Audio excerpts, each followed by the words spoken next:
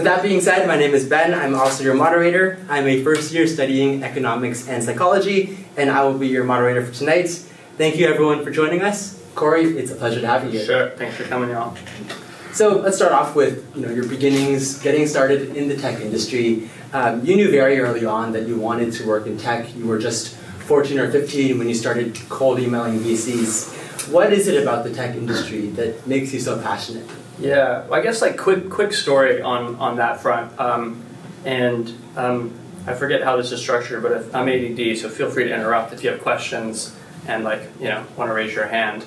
But when I was like 14, that was when Twitter was kind of like just getting started and sort of like launching. Facebook was really big, and it was sort of like what me and my friends were on all day, during school, after school, etc. And so summer was coming around, and I was just like, maybe I'll get a summer job, and I don't want to scoop ice cream, so instead maybe I'll go try to work for Facebook or Twitter. To my surprise, they did not want to hire like 14-year-old Cory. And I was like kind of confused by that because I was like a power user, I was like using it all the time. I was like, what do you mean you don't want to hire one of your users? Like, I'm sure you don't have any 14-year-olds at work, at Facebook or at Twitter. And they're like, yeah, but we can't legally hire a 14-year-old. With someone's suggestion, like maybe you can go work for their investors, and that's the way to sort of break into technology. And so I didn't really know what an investor was, but I Googled it and found the people that invested in Twitter and found the people that invested in Facebook, and asked like, hey, can I join y'all? Can I hang out in the summer and shadow y'all and sort of like provide a team perspective?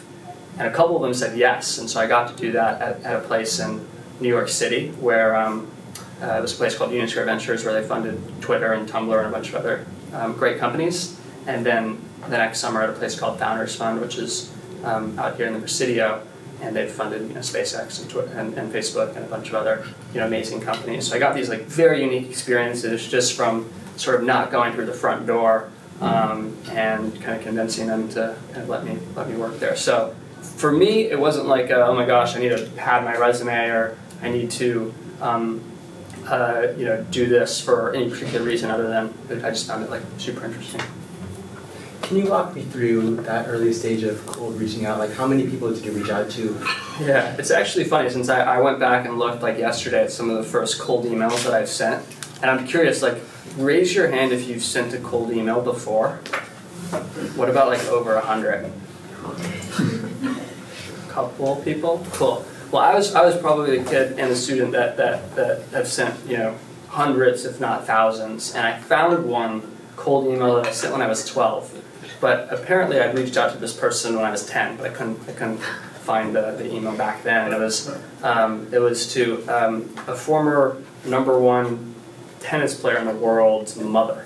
This person named Andy Roddick, who won the U.S. Open, was #1 in the world, and I was like, 10, 11, 12-year-old Cory wanted to play tennis with Andy Roddick. And so I did a terrible job writing that cold email as a 12-year-old, but found his mom's email address, and as a 10, 11, 12-year-old, like, how do you set up, go on a play date? And so I was like, I guess I'll ping Andy's mom and see if that's the way to sort of go in and do this. And sent her a cold email, and she replied. And it took a while. Like, it took maybe like, two-ish years before she was like, all right, I'm flying to Houston for this, I'm flying to Houston for this tournament that Andy's playing in, and like, give me your parents' phone number, and we'll set up a time for you to hang out with him. And so, as a 12-year-old, I'm like, holy shit, I guess you can sort of just do that. Like, you just kind of keep doing that. And so, that's sort of what I keep. I don't know what percentage of my meetings, but a lot of the meetings that I do today, as an investor, and is just kind of cold emailing and cold reaching out to people, and so that skill has continued to pay dividends. And for those that didn't raise their hand, I think there was like 2 people that raised their hand and sent over 100 cold emails. I'd highly encourage y'all to use the berkeley.edu email address, because I even spoke to someone today. He was like, I have one rule: I don't reply to cold emails unless they're a student. And I was like, cool. It was like kind of similar. Like, I don't really reply to that many cold emails, but if they're a student, it's sort of just they have a get out of jail free card to send the cold email. So I definitely encourage everyone to kind of do more of that just to learn for no particular reason.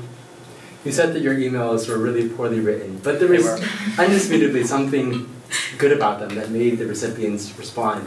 Any insights? Well, I'll share what I wrote when I was 12, and then I'll share how I would have written that, if I were to go back in time. I don't remember word for word what I said, but when I looked at it last night, it was like, "Hi, I'm 12. My birthday is October 10th, so I'm turning 13 soon." So but there's actually something to that. When, the advice that I give today and that I try to follow myself around sending cold emails is read it out loud. And you don't want to say, "I hope all is well." Like, would you say that to a friend? Like, "I hope all is well." No, you would just sort of say, like, "Hey, what's up?" And so that cold emails should be read like you're talking to a friend. And so one thing to do is just kind of read it out loud to yourself or to a friend and see if it doesn't sound cringe. And then make it short, end with a question. Most like busy people sort of skim things. And those are probably the quick tidbits. Is just read it out loud, make it short, end with a question. Probably don't ask for 30 minutes or an hour, like ask for 10, or ask for 5 or 15. And then if you get on the phone with the person and it's a great conversation, they'll extend it. But those are some quick lessons learned from sending probably thousands of cold emails and then also kind of receiving it on the other end. Staying on this topic, I mean, today's internet is a very saturated internet where, a cold tweet or email most likely won't go noticed. Are there any platforms or channels that you think are really overlooked? Yeah, it's a great question. So the channel in which I reached out to people back then, was less saturated. And so it was like, back then, I was sending cold messages on Facebook to like Peter Thiel and to other people. And Facebook wasn't as used, or there wasn't much spam there at the time. Today, email still works wonders, but there are kind of creative ways that I've seen other people do things where if I wanted to get creative, maybe I would do it. Like one kind of crazy thing that's happened to me before where people have done it is through Venmo. Like not everyone, but most people have Venmos, and you can just like search like crazy people's names and see like their Venmo, and you can go and click like, oh, who are their friends, like who are they friends with, and you see their contact list too. It's pretty crazy. So that's sort of one thing. You could send someone a penny with a message, and you're probably the only one doing that, but they'll see it. I've heard of people do this like very creative thing where they buy ads on a person's name. And so, when, people often Google themselves to be like, what does it show up on, what shows up on my search results? And I heard of a person kind of buying ads for someone's name they wanted to get in touch with and made like a website. And so when the person searched their name, they see this like, what's this? What's this, ad that someone sort of bought? Like, why is this showing up? And then, the crazy thing is, and I know this is recorded, but not many people will probably watch it, so it's okay to share. And that is, you can probably find, when you find someone's email address, which is pretty easily discoverable, you can put it into iMessage, and if it shows up blue, you can text them. And so, I've done that with some crazy people. Switching gears a bit, I mean, you worked as an intern throughout your teens. You chose to go to college, study CS at UIUC. What was the driving force behind going to college, especially when many aspiring entrepreneurs today choose to go straight into a startup? I didn't last very long in college. I spent a year studying computer science. But the one thing that I remember kind of like really enjoying, I wasn't like naturally gifted in the CS department, in CS or programming or anything like that. My school didn't do a good job teaching us that. And so I studied CS, and I was like, I want to pick something that's like really, really hard for me, and kind of use college as a forcing function to kind of learn something that is challenging, and then also to meet like really awesome people. And so somebody, I forget who it was, but somebody in the cold email journey in high school somebody in the cold email journey in high school was like, when you go to college, make sure to study something that you can't really figure out on your own, because otherwise, what's the point? And so for me, my college experience was studying CS. That was kind of challenging for me, and it felt really nice to sort of like stretch the brain in that way. And today I'm like learning Chinese just for fun to kind of simulate that experience of stretching the brain. Yeah, everyone here is obviously in college. I would just encourage everyone to take like a hard class. I love everyone with ADD. That's just There's a really common debate these days between technical founders and non-technical founders. Yeah. How important do you think it is for founders to have a really strong technical background? Raise your hand if you're technical. Ish. Cool. Ish. I think like this technical versus non-technical thing, as we've seen over the years, if you kind of look at history, it shows that like things in this regard get cheaper, easier, faster, better, etc. And so, it's not as important anymore. I think the most valuable sort of skill set that is important and will continue to be important is distribution. I was just right before this playing tennis with a Berkeley student here, and he was like, it took me 4 months to make my first app, and I perfected it, and I launched it, and then no one used it. And that was a good lesson, because now it's like, my next app took me a week, now I'm trying to figure out how to grow the thing. But distribution is going to be, if not already is today, like just the number one most important skill to get better at, to have, because the technical sort of aspect to most things, of course not everything, but to most things will be sort of table stakes. And we're seeing it today of people building apps in minutes, which used to take years or months, which is pretty crazy. Yeah. So distribution, how can students and founders get better at that skill? It's a great question. Kind of funny story on the distribution front. It's something that I've been kind of like casually studying for a while. Like I've always sort of like casually studied like what gets people's attention, like why do people look at the things they look at, or buy the things that they buy, or use the iPhone apps that they use. And fun fact, a long time ago, when I was trying to get distribution for an app that I built, I was sort of like, all right, these social media influencers, like that's going to be a thing. Let's go and work with them. And so what I did was, at the time, we didn't have much money to like spend on marketing since we were in college.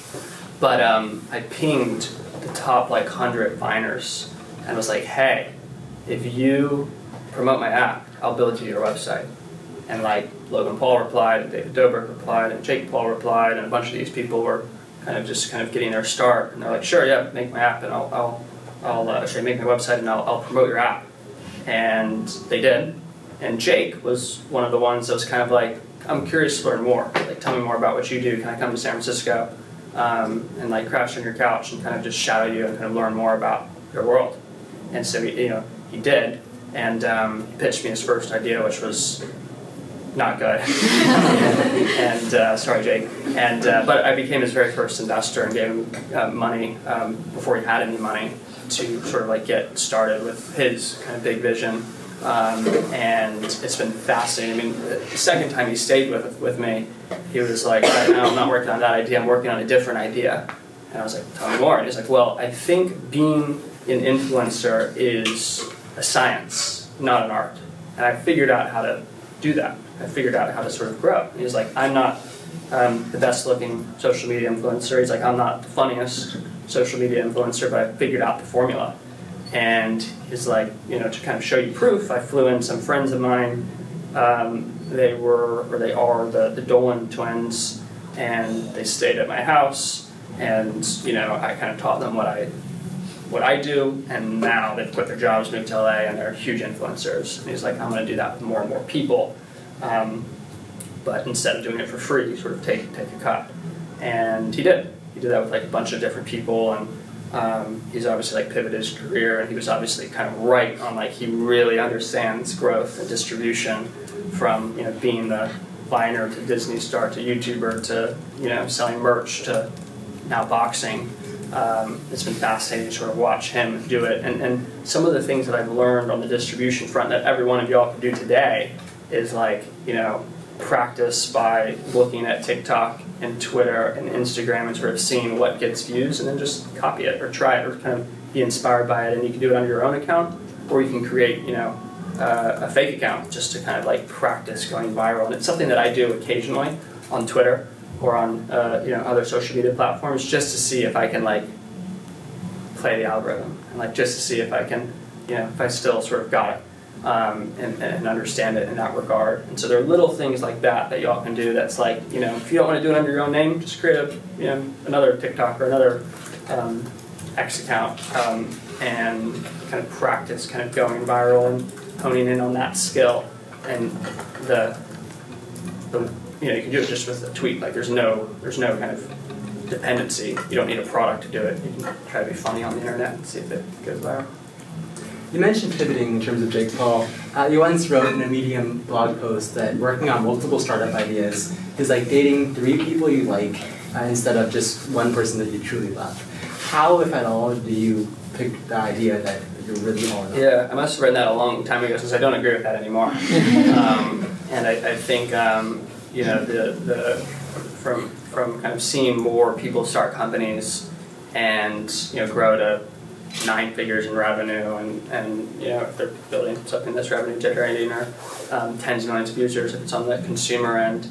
When I look back and kind of reverse engineer what they've done, it's sort of like they kind of tinker, and they're kind of like professional kind of tinkerers, and they kind of tinker on one thing and sort of see if they get any sort of momentum, and if not, they kind of tinker on something else or make changes to it. And until they sort of find something that looks different than what they've worked on in the past. And so I actually think it is good to like tinker on a bunch of different things, sort of find the thing that you should spend all of your time on, and to not be too married to something that you're working on. And these like things that you're looking for, these like small wins. You maybe, if you're trying to be better at distribution, you set up a fake TikTok. It's like, oh wow, someone random I don't know commented on one of my posts. Like, small win, great, all right. They didn't comment on anything before. Now I have one stranger that commented, like, all right, I'm making incremental progress. And you just kind of keep doing that. And usually the score sort of takes care of itself. So about TikTok platforms, social media platforms, and these algorithms, in recent years we've seen this debate between how technology can amplify voices, but also be a tool for spreading misinformation. How can tech companies balance connectivity and giving users a voice while also keeping them safe and properly informed? Yeah, great question. That's thankfully it's a topic that people are talking about. And smart technologists and then the smart people that work in different fields, I think, are coming together now to make those better decisions. Back when social media sort of got started, no one could sort of have imagined or envisioned how big and powerful it has become. It's overthrown governments before. It's done a lot of really, really incredible and crazy things. And so I think today, at least, we're having that conversation. There's a class, I don't know if it's here, but at other universities around around kind of ethics and tech and AI, and 5, 10, 15 years ago, people weren't even talking about that. So I think it's good people are talking about it. And I'm sure there'll be something else we're not talking about right now that has some crazy influence that we're unaware of, but at least we're talking about that stuff now.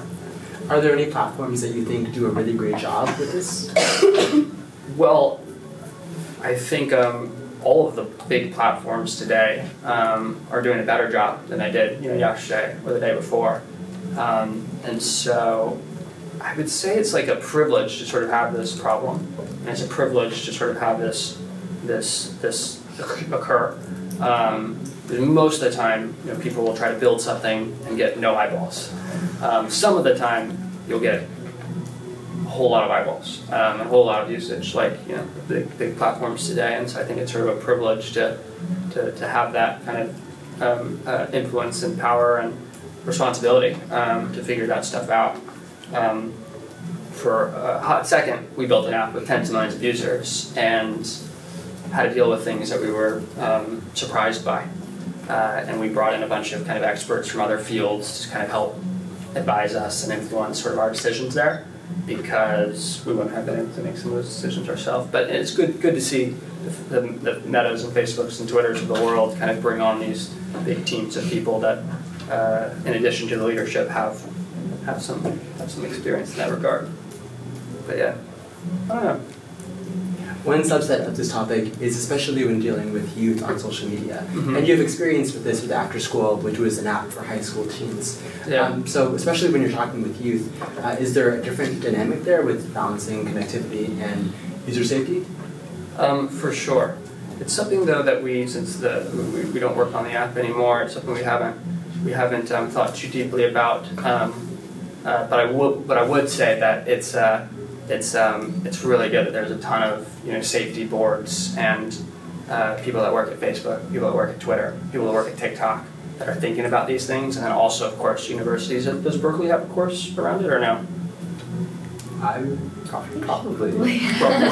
Well, I would guarantee they didn't have a course on it 10 years ago when these platforms were really starting to take off. So I think it's really awesome that universities, I know Stanford has one, and other schools do as well, where they're kind of like, hey, let's train our technologists ethics, and let's study what's happened in the past, and let's, today if a programmer at Twitter disagrees with a moral, task given, they're at least trained to speak up and trained to push on it. So I think before there was no training. Now there's at least some training. So on another topic, there's been a new kind of inseparable dynamic between Silicon Valley and politics in the US. As a figure who's very entrenched in Silicon Valley, how have you seen this new dynamic kind of impact the tech community? Well, it's been a whirlwind of people. If you said a presidential candidate's name, a number of years ago, you were kind of exiled from Silicon Valley, and then today, maybe if you don't say it, you're also exiled. So it's been kind of interesting to see it play out. I will say, the one thing that I think is really exciting for the work that we do at Z Fellows, which is Z Fellows is this sort of 1 week startup experience where we take 10 people that are undiscovered but have aspirations to build really big companies with people that have done it before, with people that have started $1 billion+ companies. I think generally that ambition sort of begets ambition, and we bring really, really smart people into the room with each other, both undiscovered and discovered. Like magic just sort of happens.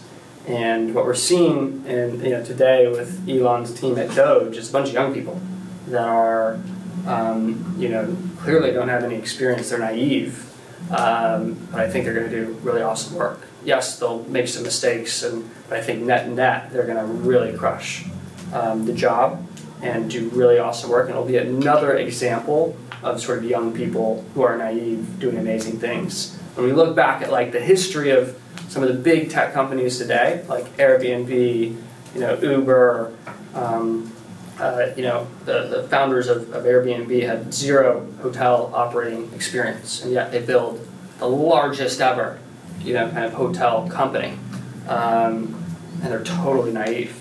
Same thing with Uber. Travis Kalanick was living in his parents' basement at the age of 30 after a couple of failed startups, and then takes on the taxi cab industry, which is sort of this mob-led, old school industry, incredibly hard to take on, incredibly naive of Travis to think he could take it on, and yet he does. And then here we have today a small group of young people that are trying to make the government more efficient, and I think they have a really good shot of success. So I think it's super exciting, and very exciting for everyone here in the audience to be like, holy shit, what work can I do as a college student?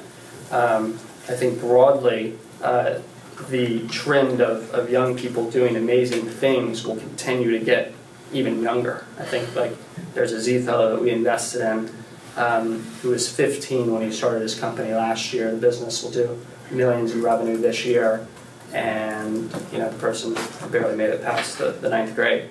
And today's 18-year-old or 20-year-old or 5-year-old or 10-year-old is just going to be able to learn so much faster than when y'all were 5 or 10. And so part of that's super exciting, and a part of that should also be like, holy shit, I better get my act together, because like they're, the 5-year-old of today is coming for us. And one of my friends, younger brother, he's 5, and I was with my friend and his mom was like, this his name's Jesse, is in like astrophysics camp as a 5-year-old. I was barely in tennis camp as a 5-year-old. And so I think it's it's super exciting time, but also a time of like sort of the average is going to be kind of quite over, and it's going to be like people that are really overachievers, and then it's going to be tough to compete against those people. But hopefully that's y'all. What do you think are the biggest factors that are driving this achievement age access to opportunity lower? Just pure access. It's like today, you can sort of build an iPhone app in a few minutes, and anyone could, go to YouTube or TikTok will probably explain in like a minute or two on how to do it. And 3 years ago or 4 years ago, it would have taken a little bit longer. So I think it's just pure kind of access to the information that we have access to today. Back when I was programming, coding and learning how to code and programming, people were like always the first course that how they learned how to make iPhone apps was this Stanford iOS class that was on YouTube, and I've taught like all of my peers how to make iPhone apps. Today, there's not just one YouTube video. There's infinite number of things to kind of teach people how to do crazy things. So through your work with Z Fellows, you work with dozens of startup founders. What do you see as some of the common characteristics between these founders that, like, when you see this trait, you know that they're going to be successful? So the one thing that we really love to see, and I always like to preface, there's like not one path to success. So if you don't have this, it's totally okay. But the one thing that we love to see is when like someone, got an early start, they got a head start, and they were kind of working on whatever they wanted to do, working on something sort of interesting from an early age. And so that could be a tech thing, or that could be a sport, or that could be a club, or that could be, it's just something different, that they did at an early age. And so, we invested in top chess players in the world before. Obviously, Jake Paul, and plenty of other people that sort of got their start as a 14-year-old on the internet, kind of reselling sneaker bots, or oddly obsessed with, they had a family member, kind of pass away at an early age, and they're oddly obsessed with genomics after that, and trying to sort of fix or cure that disease of their kind of loved one that they lost early. And so it's always just some sort of like, this person cares way more than anyone else. And they kind of did that from usually like some kind of early age. That's sort of the one kind of thing that I would look forward to in yourself, or people that maybe you choose to work with in the future. Is like, how much do my colleagues, the person that I choose to work with, like care about this? And like easy tests are like, what's the person doing after hours? What's the person doing on a Thursday night, or Monday night, or a Sunday night, or on a holiday? What are they doing? And if they're like in love with their work, they're probably doing a bit of that during quote unquote time off. And if they're not, then their competitors, like they are, and they're just gonna get crushed. Z Fellows works to help ambitious builders turn their ideas into a fully fledged startup. Do you have any advice for people who know they want to be a startup founder, but they don't have an idea yet? They don't have an idea yet. I always like, when I work on stuff, which I still do, just for fun, they're like not meant to be companies per se, but just like projects. I'm always just trying to solve like my own kind of problem, for whatever that may be. And that's a great place to start. It's just like, and especially when you're kind of thinking about startup ideas, oftentimes I'll hear people kind of pitch things that have a lot of dependencies, and those are really kind of challenging to work on, because you can't really control, like if I wanted to sell software to hospitals, it's like, well, the hospital's gonna have to, I'm gonna have to figure out how to get into the hospital, I'm gonna figure out how that sales cycle works, quite challenging. So I always try to look at things that don't have crazy dependencies, and I'm kind of solving my own problem where I'm the dependency. Like I'm the one that is needed for this thing to either be successful or not successful. So sometimes I'll build social products for me and my friends, and if like I can't get my friends to use these products, then probably need to go back to the drawing board. So scratching your own itch is sort of a common thing that I agree with.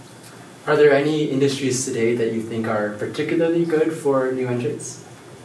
For new entrants today, I'm more of like a generalist. I think like it really matters for you to care about the thing, and that's because you're sort of the driver of success of these things. Like if you removed Elon from SpaceX or Tesla, you're not going to have SpaceX or Tesla. And so it's like you really need to care about the thing. And the great things are usually when they're unpopular and you're able to sort of predict that in the future this will be popular. And so I've had some friends that were in college working on defense companies. Some going like head on with Endural, others doing kind of other things. And these were people that just got their start years ago.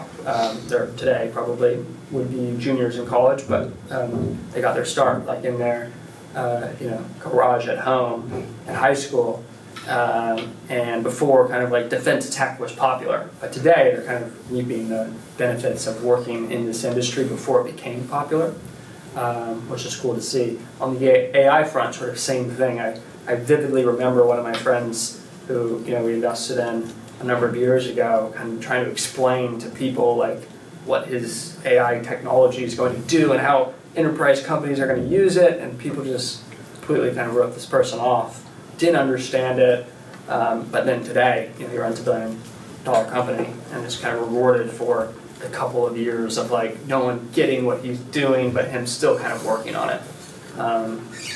Sometimes you're unpopular and wrong, which you don't want to be, but obviously you want to be unpopular and right. My last question for you today, obviously you spent a long time in this industry and have experienced a lot. If you could go back to when you just started out cold emailing VCs, what's one piece of advice that you would tell yourself?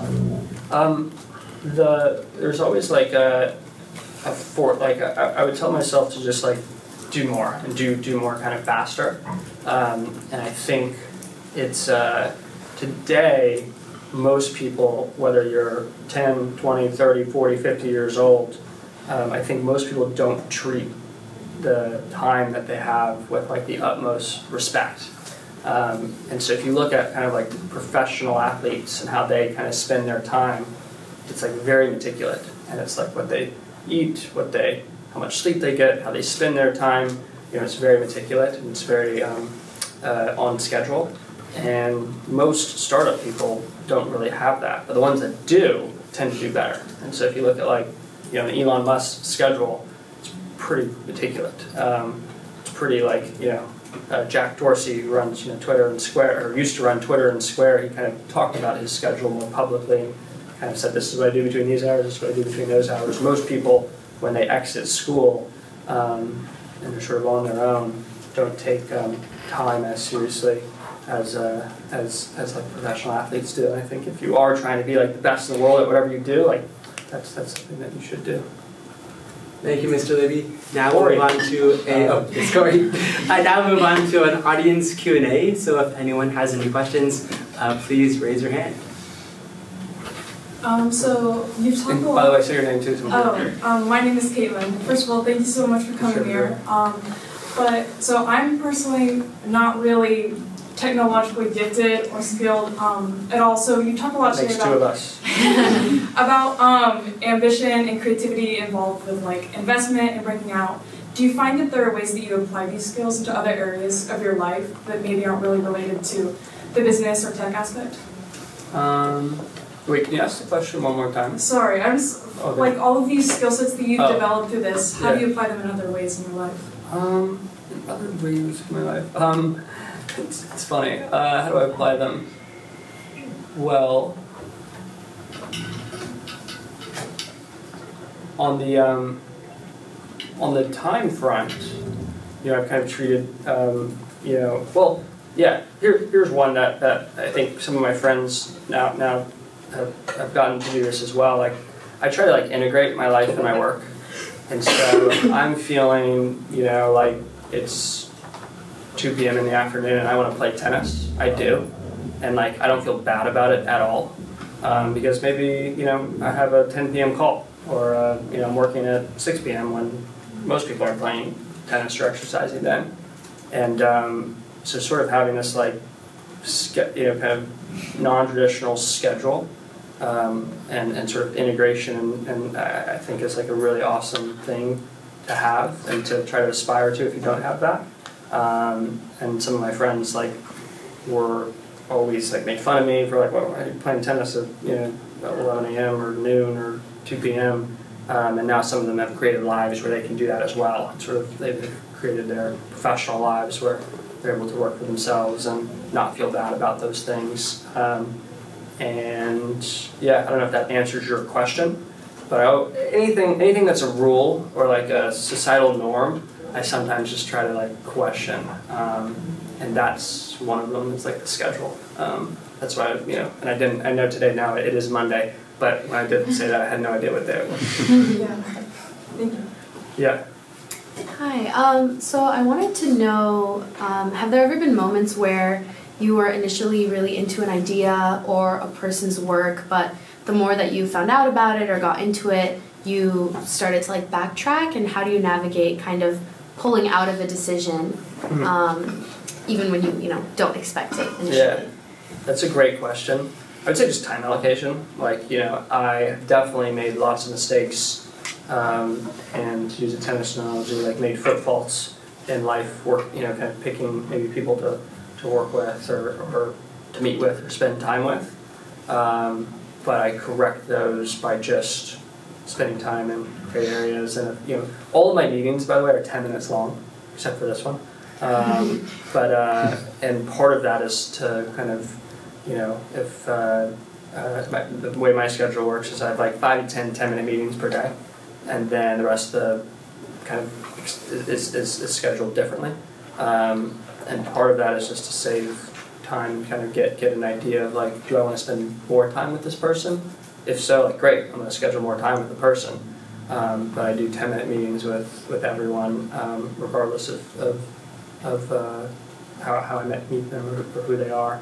And I don't feel bad if like I started to work with someone and then I spend time elsewhere because they're not, I learned something about them that was, maybe they're low integrity, or maybe they're, I learned something new about them, or maybe they're not as hardworking, or maybe they are really good at pitching their ideas, but then in actuality, I was fooled, and like they're just a good storyteller.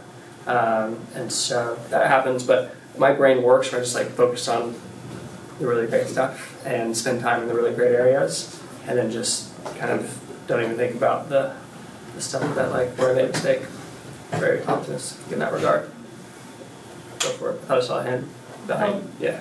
Hi, my name's Angelina. As like a pre-seed startup, what is the most enticing thing you can do to get investors' attention or like reach out to VCs? Like besides cold emailing? Besides cold emailing, I mean like building in public's really cool.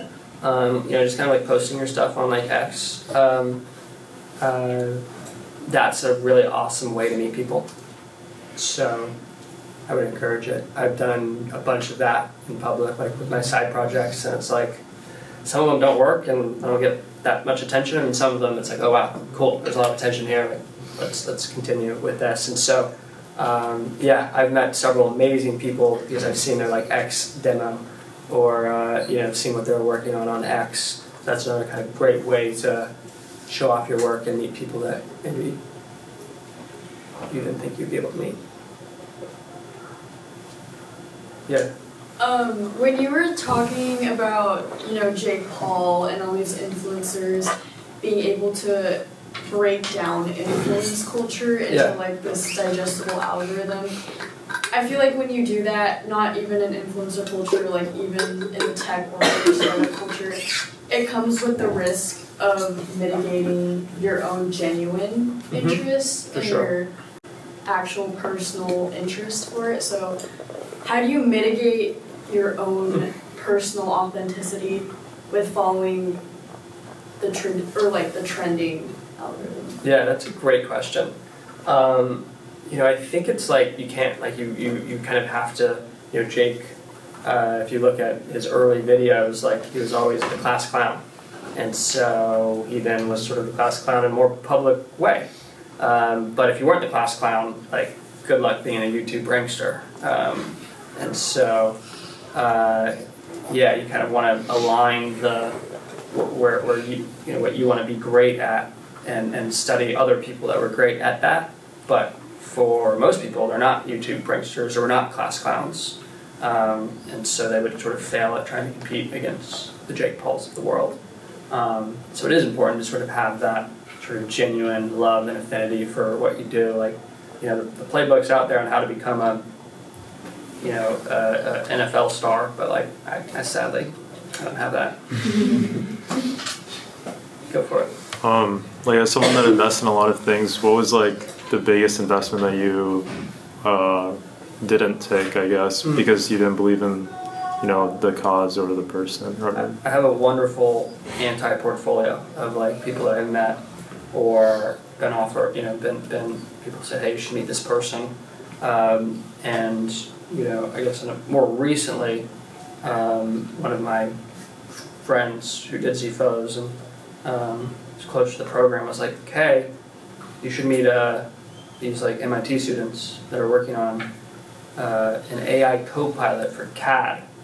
And I did say yes, like I'd love to meet them, and then just sort of got lost in the inbox and fast forward like, I don't know, 2 or 3 years, and they're the founders of Cursor.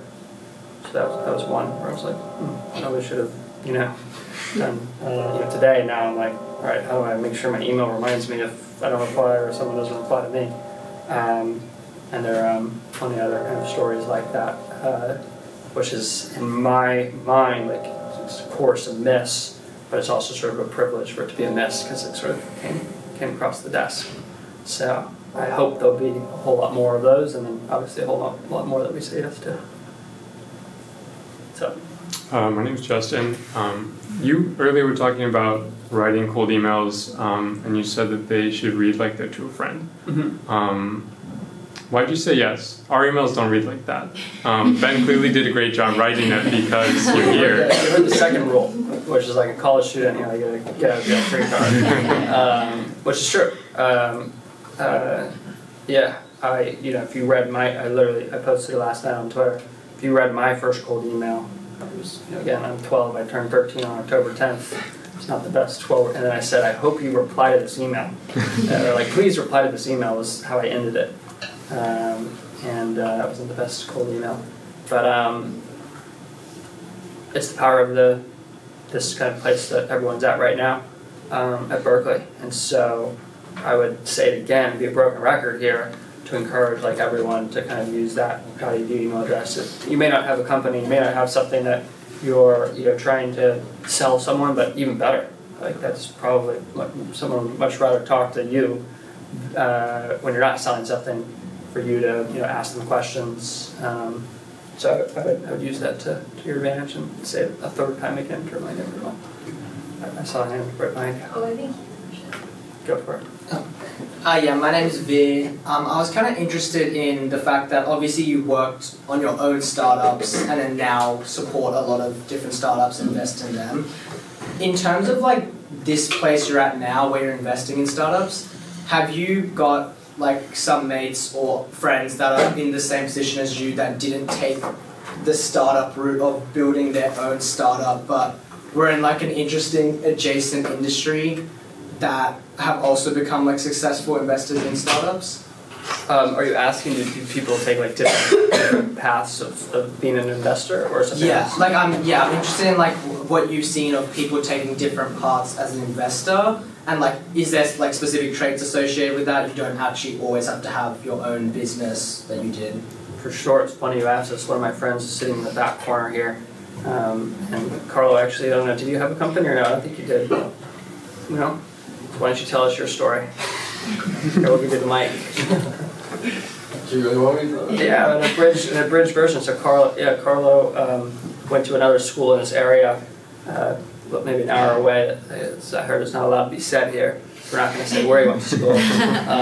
But he just kind of raised a fund that I'm really bullish on. It was his very first check into the fund, and probably can talk about his path.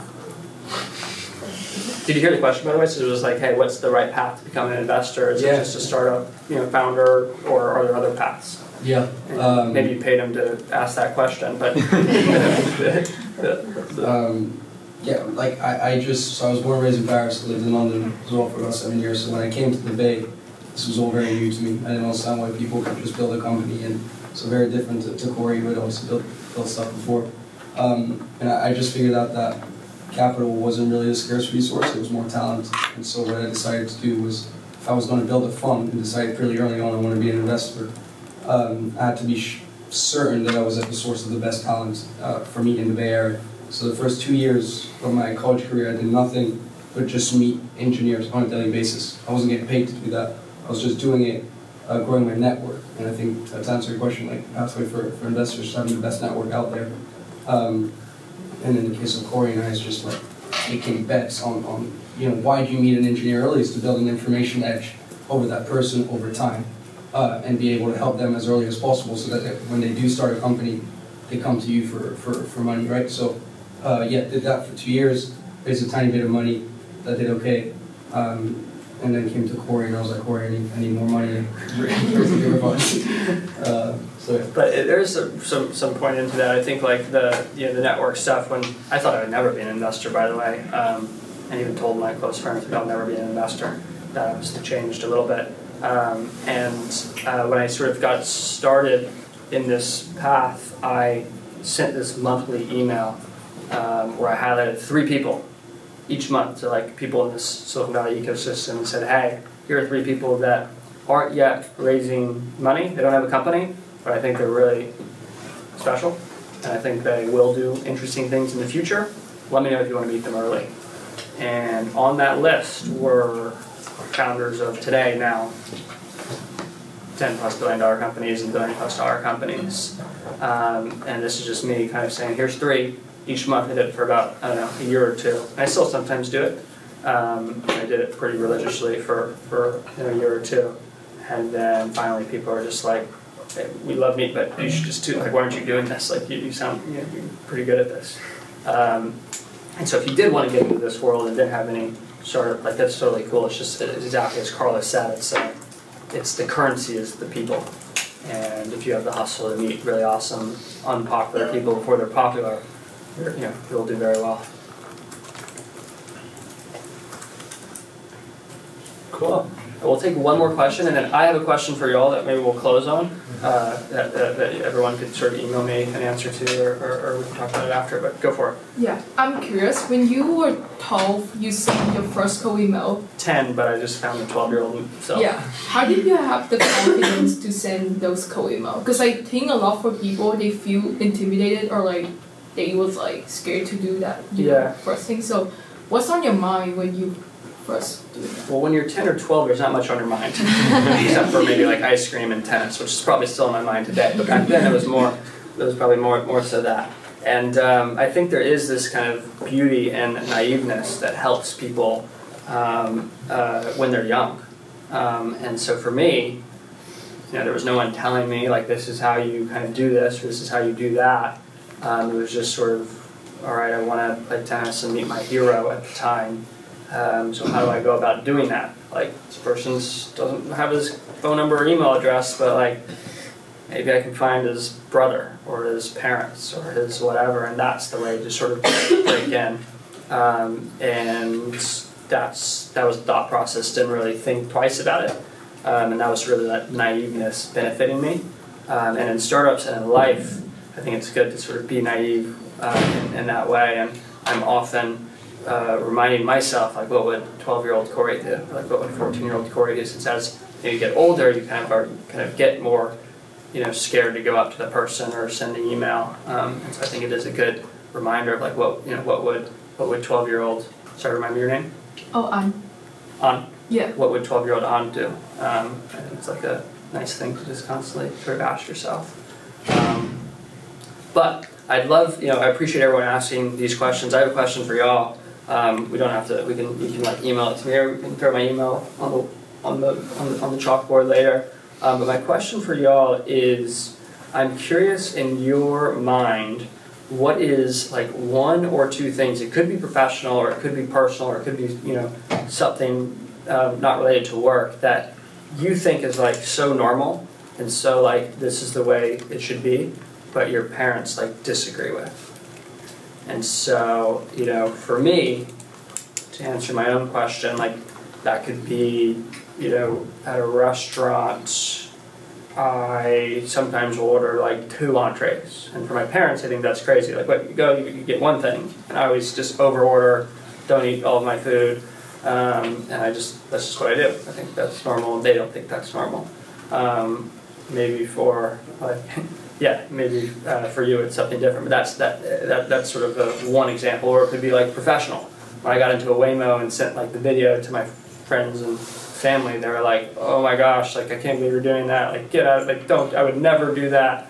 And to me, what do you mean? It's so much safer than like a sleep-deprived Uber driver that's driving you around. Like I'd much rather be in a Waymo. And so I'm curious for y'all what that is. It could be personal, it could be professional, it could be something else. And think about it, and feel free to kind of send me an email after. You're late. But yeah, thanks y'all.